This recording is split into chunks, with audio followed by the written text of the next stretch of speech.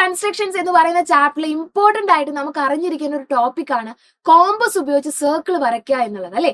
പലരും ഈ ഒരു ഭാഗത്ത് തെറ്റുകൾ വരുത്താറുണ്ട്. അപ്പൊ നിങ്ങൾ പറയും, ഇല്ല മിസ്സേ, കോമ്പസ് ഉപയോഗിച്ച് സർക്കിൾ വരയ്ക്കാൻ എല്ലാവർക്കും അറിയാം. ശരിയാണ്, പക്ഷെ നമ്മൾ ശ്രദ്ധിക്കാത്ത കുറച്ച് കാര്യങ്ങളുണ്ട്.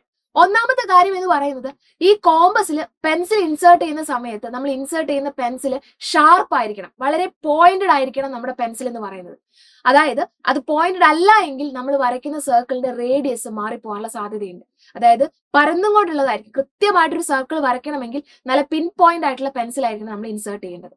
ഇനി അതേപോലെ തന്നെ പെൻസിൽ ഇൻസേർട്ട് ചെയ്ത പാട് തന്നെ നമ്മൾ എന്ത് ചെയ്യരുത്, സർക്കിൾ വരയ്ക്കാനായിട്ട് പോകരുത്. പകരം അതിനുശേഷം നമ്മൾ എന്ത് ചെയ്യണം, കോമ്പസ് എടുത്ത് നൂർത്തി വെച്ച് നമ്മൾ ഒരു പരന്ന പ്രതലത്തിൽ, അതായത് നമ്മുടെ ടേബിളിലോ അല്ലെങ്കിൽ നമ്മുടെ ബുക്കിന്റെ മുകളിലോ കോമ്പസ് ഇതേപോലെ വെച്ച് ക്ലോസ് ചെയ്ത് നോക്കണം. ഈ ക്ലോസ് ചെയ്യുന്ന സമയത്ത് പെൻസിലിന്റെ ടിപ്പും നമ്മുടെ കോമ്പസിന്റെ നിബും എന്ത് ചെയ്യണം, ഒരേ അലൈൻമെന്റിൽ വരണം.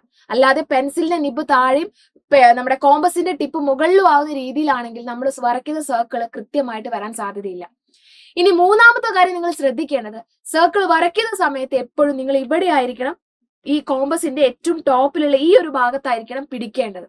അപ്പൊ നിങ്ങൾ വിചാരിക്കും, ബാക്കിയുള്ള സ്ഥലത്ത് പിടിച്ചാൽ എന്താ മിസ്സേ കുഴപ്പമെന്ന്. നമ്മൾ വരയ്ക്കുന്ന സമയത്ത് നമ്മുടെ കൈയുടെ പ്രഷർ കൊണ്ട് നമ്മുടെ റേഡിയസ് മാറിപ്പോവാനുള്ള സാധ്യതയുണ്ട്. സർക്കിൾ കൃത്യമായിട്ട് വരണമെങ്കിൽ നമ്മൾ വരയ്ക്കുന്ന റേഡിയസ് കറക്റ്റ് ആയിരിക്കണം. അപ്പൊ ഈ കാര്യങ്ങളൊക്കെ ഒന്ന് ശ്രദ്ധിച്ച് അടിപൊളിയായിട്ട് വരയ്ക്കാനായിട്ട് ശ്രദ്ധിക്കുക. സൂപ്പർ ആയിട്ട് നമുക്ക് ഈ ചാപ്റ്റർ പഠിച്ചെടുക്കാൻ പറ്റും.